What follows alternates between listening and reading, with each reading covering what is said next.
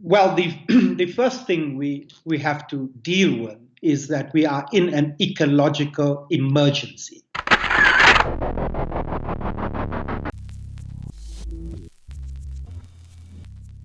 And we are running out of time.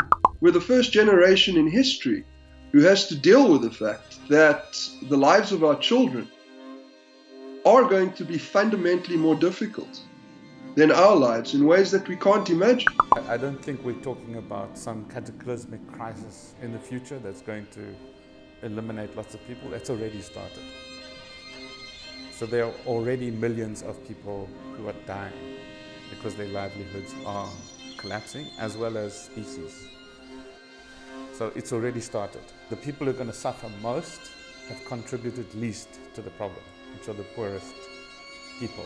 The rural poor are most affected by climate change ravages.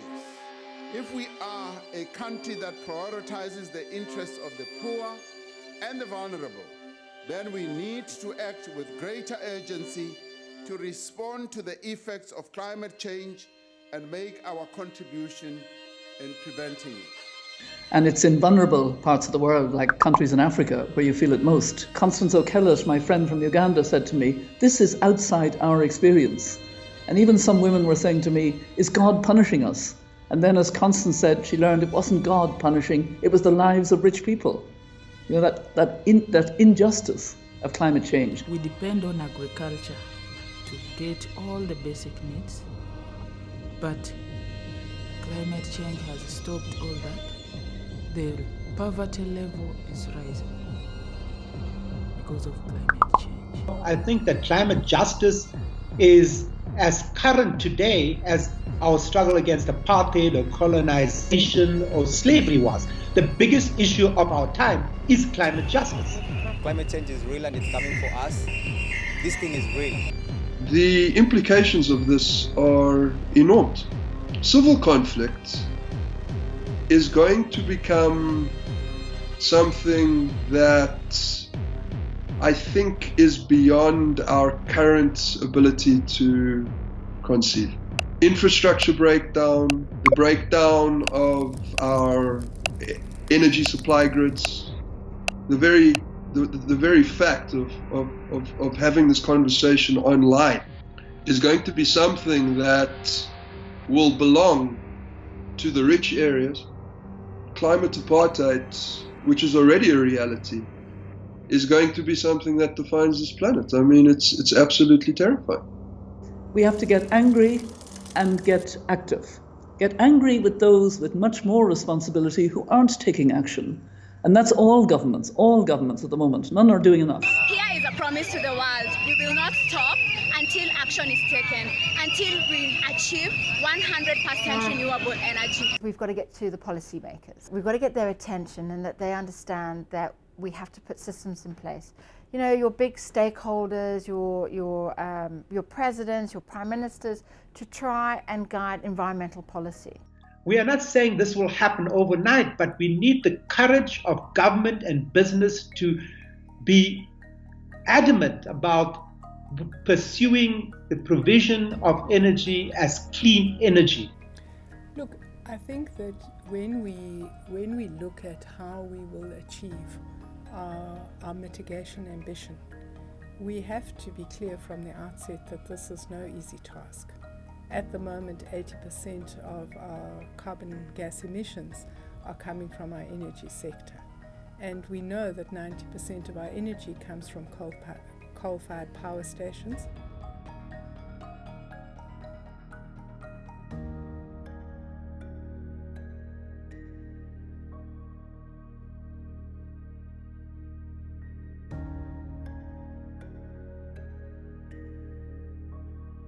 We are one of the only fossil coal-based economies in the world where our coal generation plants are very old. We have no choice. Over the next 20 years, we have to systematically close down all our coal-fired power plants, except for the two new ones, Naidoo and Creecy. There is an objective reality. We have no choice. We have to close our coal-fired power stations because they're old. We have to replace them with an alternative source of energy. And the cheapest is renewables, and no one's going to fund coal. So it doesn't matter what they believe, there's a set of objective conditions. It's fashionable to attack coal. It has become fashionable, even if you have no alternative, because you can close all those power stations, sell them, close them, sit in darkness, because other sources of energy do not produce more than 30% of our energy. We are from a particular period where coal was generating about 90% of electricity. It is at about 75 now. And that is, to me, what is meant by a just transition. That you don't go and close power station with the hope that you'll have something new. Are there jobs on a dead planet? Can we do this to our children and our grandchildren? We need urgent action now.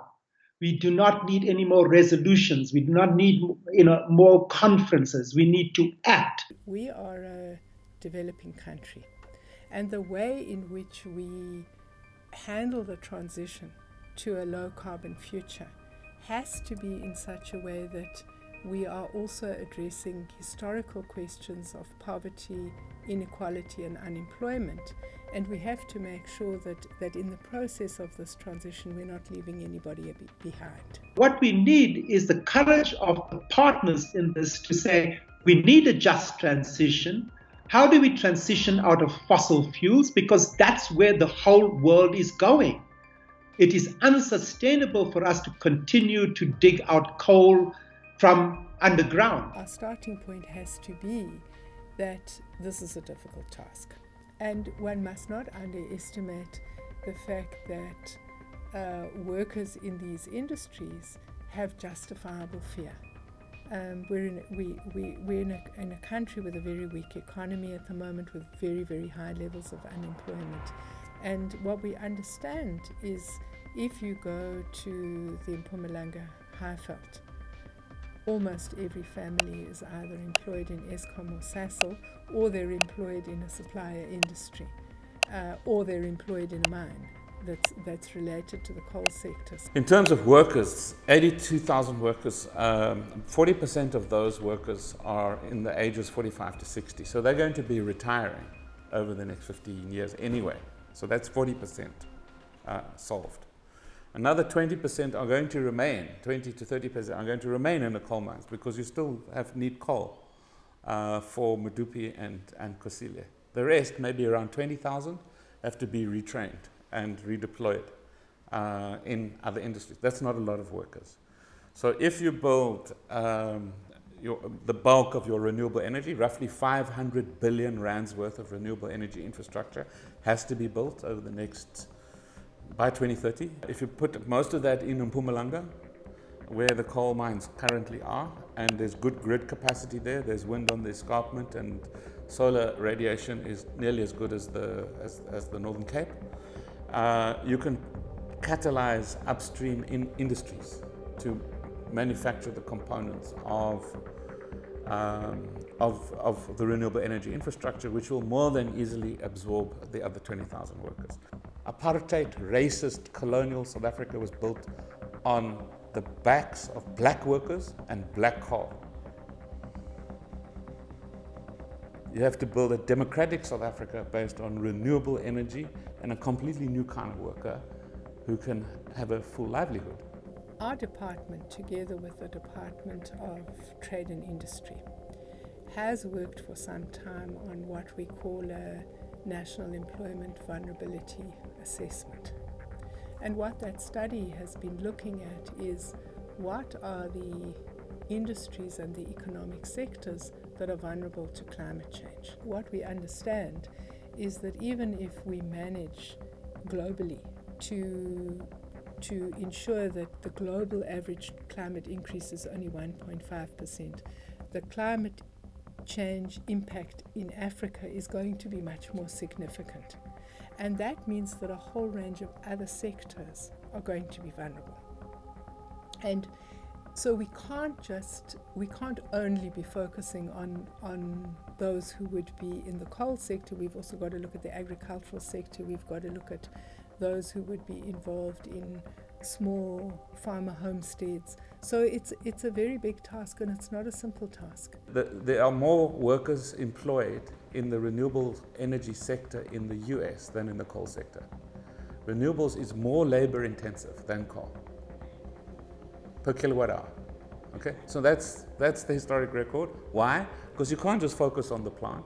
You have to look at the whole value chain. And that is a long and complex value chain. You have to look at a renewable energy economy, complete with restructuring the grid, making it smarter, upstream industrialization, renewable energy infrastructures distributed all around in the small towns of South Africa, creating new economies in those areas. Everything changes. This is where government needs to lead with a great deal of courage.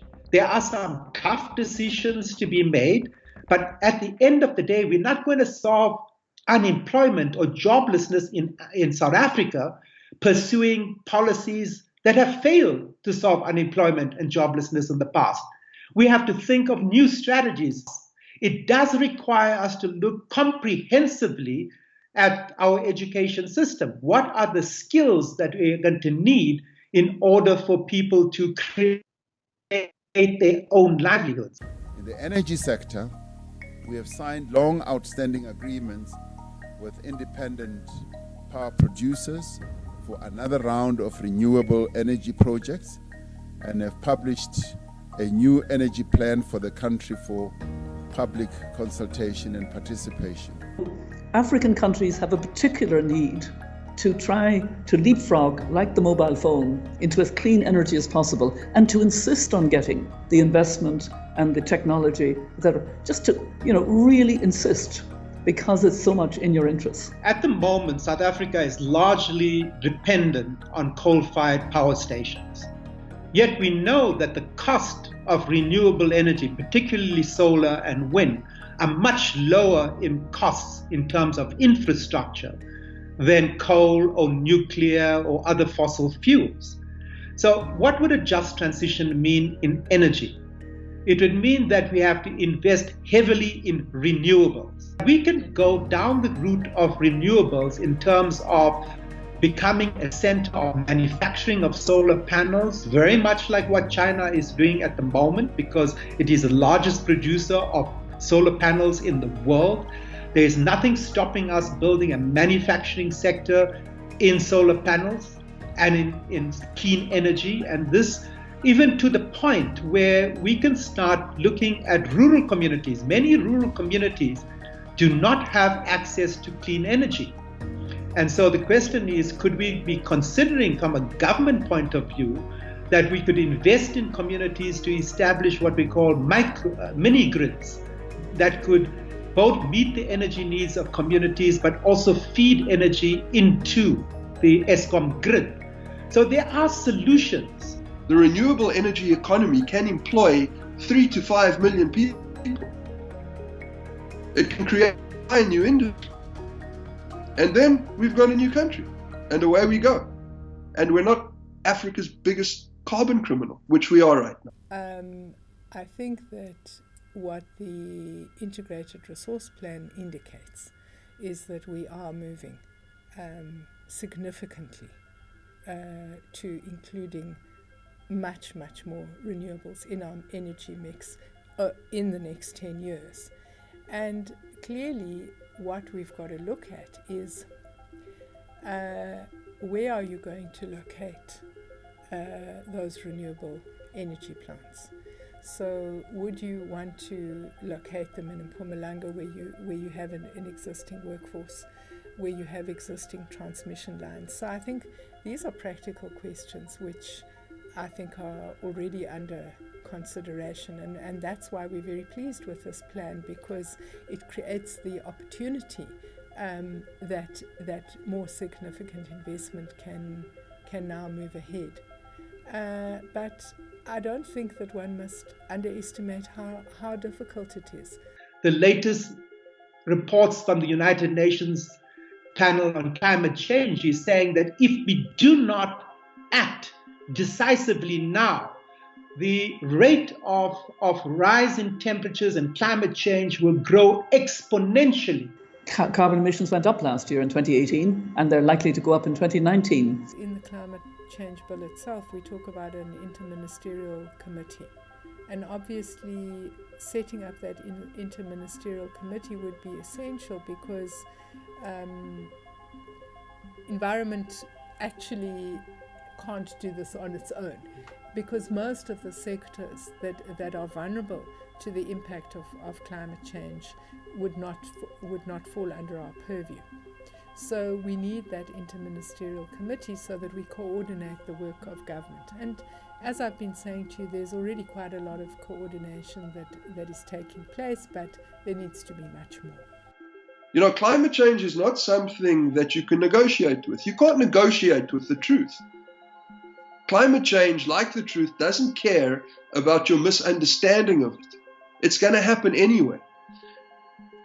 The issue is that politics is all about negotiation.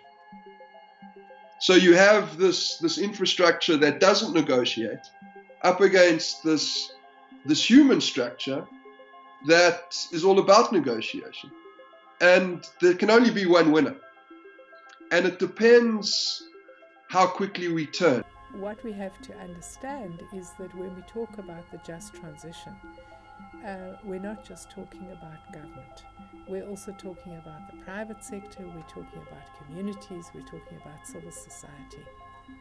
Now, in the Jobs Summit last year, there was a commitment to set up a presidential climate change commission that would bring together all role players in the country to talk about how we address adaptation and mitigation issues in a way that leaves nobody behind.